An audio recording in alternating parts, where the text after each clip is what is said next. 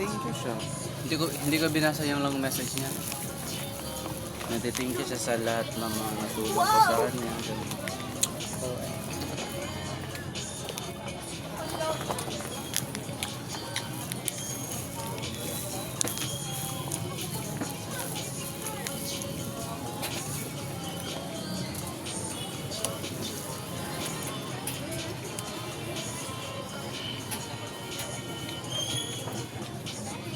Feel ko kung andun, pumunta ka dun sa Lamay, hindi ka pa nakauwi ngayon. Wala Baba? na siya dito. Mag-rosaryo, pabiya sila ba? Dili umag, ano kayo sila, mga katoliko sila lahat. Ba't di ka sumama Hindi sa ka talaga sa papayagan nung uuwi ng maaga. Mag-aaya pa yun sa'yo na magbara. Hindi talaga nila map, hindi silang mag-decide para sa akin. Yun yung panindigan ko sa sarili ko, hindi sila mag-decide para sa akin. Sinabi ko kanina sa manager namin, sabi niya, kasi binasa niya yung mga request na, sabi ko, ma'am, baka naman mag-grant yung request ko kasi whether may pasok or hindi. Kung may pasok, kung wala akong pasok, okay lang. Kung may pasok, okay lang din. Pero mag-out talaga ako. Kasi nalayo ng naman.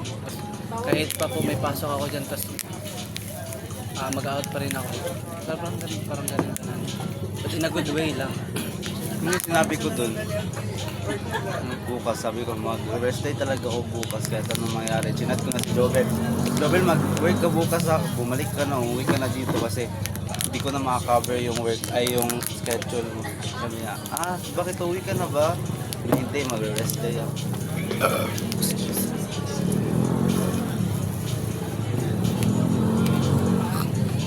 Ito ata yung week na marami akong shooting. Kasi last week, dalawa lang, isa lang. Pero nung first pumunta ko dito, grabe. Nagsistraight siya ng isa para may pera kami. Kasi wala siyang work. Wala pa Tapos, akong work nun. As in, kailangan kong palamunin talaga ako, B. Uy, kunento ko yan kay Jennifer Sanz, Jenny Anto. Tapos sabi niya, hello, ang cute. Kasi may time talaga na lumapit siya sa akin na parang umiiyak. Sabi niya na, pabigat na lang ba ako dito? Pabigat ba ako sa'yo? Sabi niya, hindi. Umiiyak talaga. Hindi ko pa siya inintindi kasi may work siya, magsa-straight jewelry, tapos may trabaho, may Wala. may school, may study siya ganun. Tapos, lagi pa siya umiyak dahil sa akin na, hindi ka ba naalala, ganito lang yung hiling ko sa'yo, ganyan. Gusto ko lang update. Like, was nahihirapan siyang ibigay yun. Ganyan sa akin. Maano din ako. Na-pride kasi siya yun yung gali na pinifix niya hanggang ngayon. At least, gina-work Pero niya. napansin ko naman na by process na mawala Yeah. yun. Kasi dun sa store, napansin mo na kahit umuwi siya na kung nagko-call siya sa akin, ano siya tao. Ay, hindi ata ikaw yung kasama ko nun, si Jenny.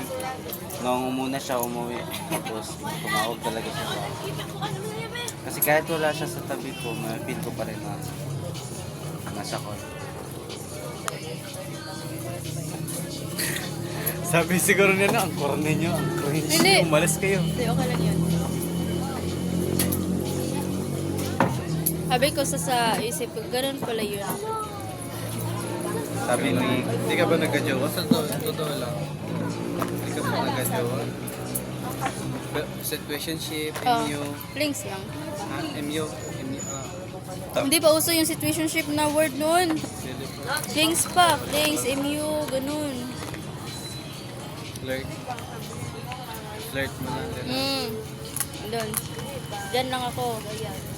Tapos, eme, kay eme. Anong ka-eme-eme? Gets mo ba yan? Di ba same lang yun sa ano? Fling fling. Fling-fling. Oo. Parang ganun yan. Mga ganung words nga. alam mo ba?